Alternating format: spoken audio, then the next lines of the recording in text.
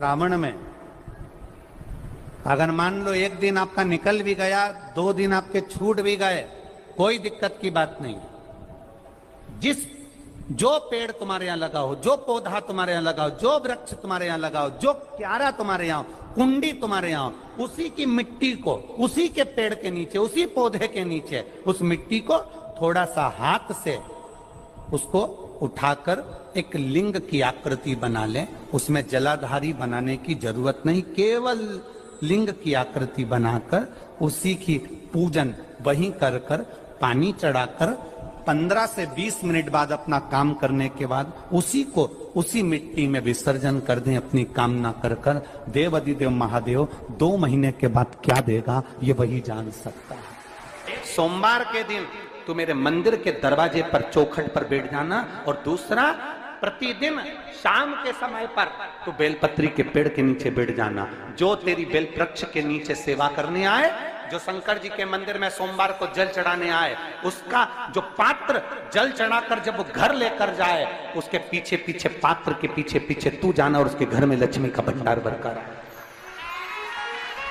लक्ष्मी बेलपत्र के वृक्ष के नीचे तू विराजमान हो जा। उस बेलपत्र के वृक्ष के नीचे जो बुआरी लगाए, सेवा करे, चाकरी करे, एक बेटी को जैसे बड़ा करते हैं वैसे बेलपत्री के वृक्ष को जो बड़ा करे, बेलपत्री के वृक्ष का जो पालन करे, पोषण करे, उसकी संभाल करे, उस बेलपत्री के वृक्ष को जैसे जैसे वो उन्नति करे वैसे वैसे उसके घर में समृद्धि बढ़ते जाए। उस जिसका खुद का मकान नहीं हो, खुद का मकान नहीं हो, किराए के मकान में रहते रहते जिंदगी बीत रही हो, खुद का नहीं,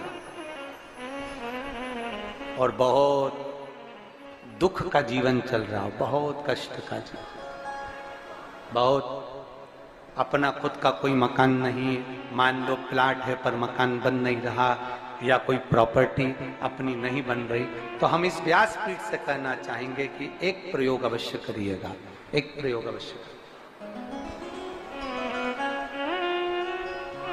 अपने आसपास के 5-6 बेलपत्र के वृक्ष देख लीजिए।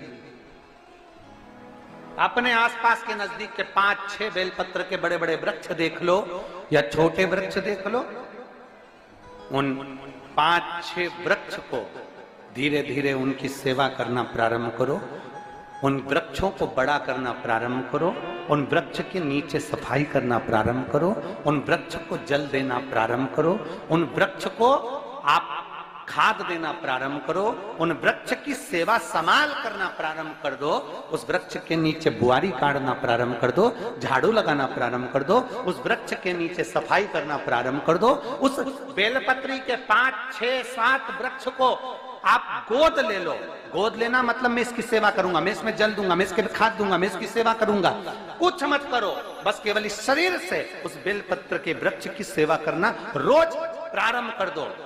6 महीना इंतजार करना और 6 महीना लगातार सेवा करना, 7वां महीना आपका और हमारा, और बताना कि भोलेनाथ ने प्रॉपर्टी दिलाई कि नहीं दिलाई और आगे बढ़ाया।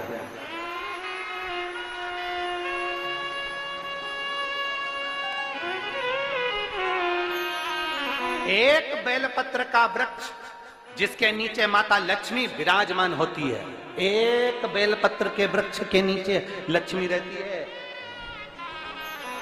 दुनिया के लोग कहते हैं लक्ष्मी जी का दिन कौन सा है, बोलो जम के जल्दी से। शुक्रवार।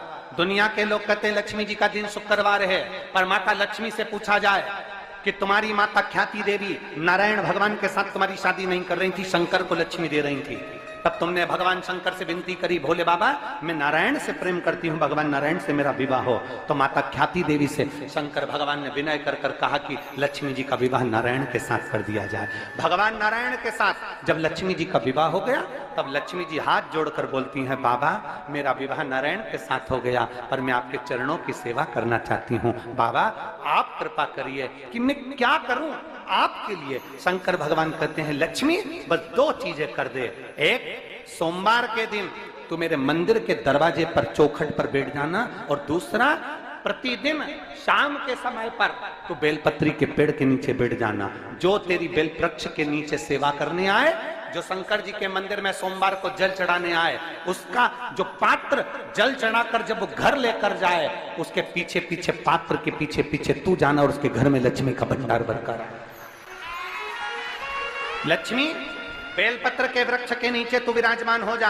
उस बेलपत्र के वृक्ष के नीचे जो बुआरी लगाए, सेवा करे, चाकरी करे, एक बेटी को जैसे बड़ा करते हैं वैसे बेलपत्री के वृक्ष को जो बड़ा करे, बेलपत्री के वृक्ष का जो पालन करे, पोषण करे, उसकी संभाल करे, उस बेलपत्री के वृक्ष को जैसे जैसे वो उन्नति करे वैसे वैसे उसके घर में समृद्धि बढ़ते जाए, उसके घर में वैभव बढ़ते जाए। ये शंकर भगवान माता लक्ष्मी से करे, भगवान शिव माता लक्ष्मी से करे। तो भस्म, अगर शिव के मंदिर में भस्म मिल जाए, शंकर पर चढ़ी हुई भस्म अगर मिल जाए तो, और अगर भस्म ना मिले ना तो शंकर के जो शंकर भगवान का जो शिवलिंग है, शिवलिंग के आसपास में जो जलाधारी है, यहां अगर भस्म ना मिले तो इस जलाधारी पर अपना हाथ स्पर्श कर कर अपने तन पर उसको लगाकर जरूर आए। भस्म, एक शंकर पर चढ़ा हुआ जल, दूसरे नंबर पर है शंकर पर चढ़ी हुई भस्म। ये दो स्पर्श जरूर, स्पर्श। एक भस्म का एक बड़ा सुंदर चरित्र आता है। दूसरा, जिस भूमि पर बैठकर कथा सुनो उसकी रज को अपने मस्तक पर थोड़ा सा लगाकर अवश्य जाओ, तो जीवन का एक आनंद है। और शंकर के मंदिर में जाओ तो दो चीजें अवश्य लेकर आओ।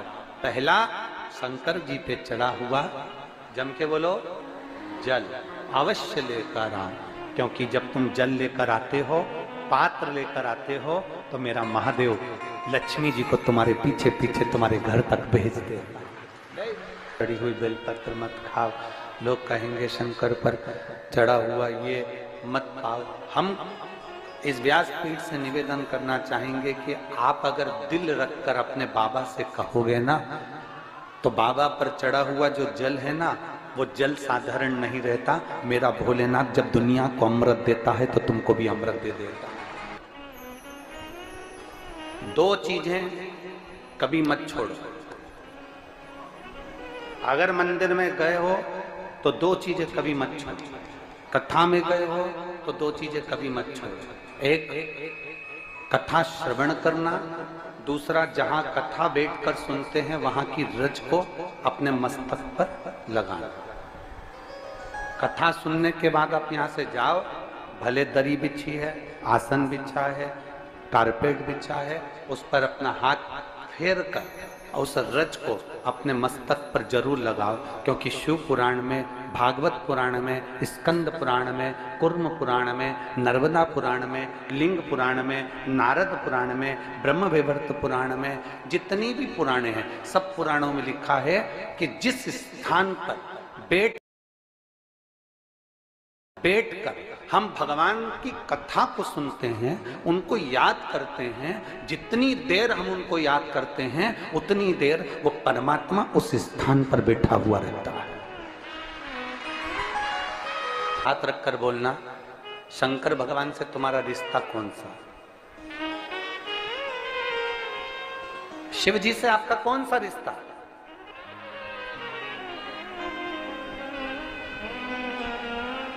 शंकर भगवान को आप क्या मानते हो? हमने आपको एक संबंध बताया था कि सीहोर कुबेरेश्वर धाम आपका मायका है, तो हम आपके भाई हैं, तो शंकर भगवान आपके पिता हैं, आपके बाप हैं, आपका बाबा है, आपका दादा है।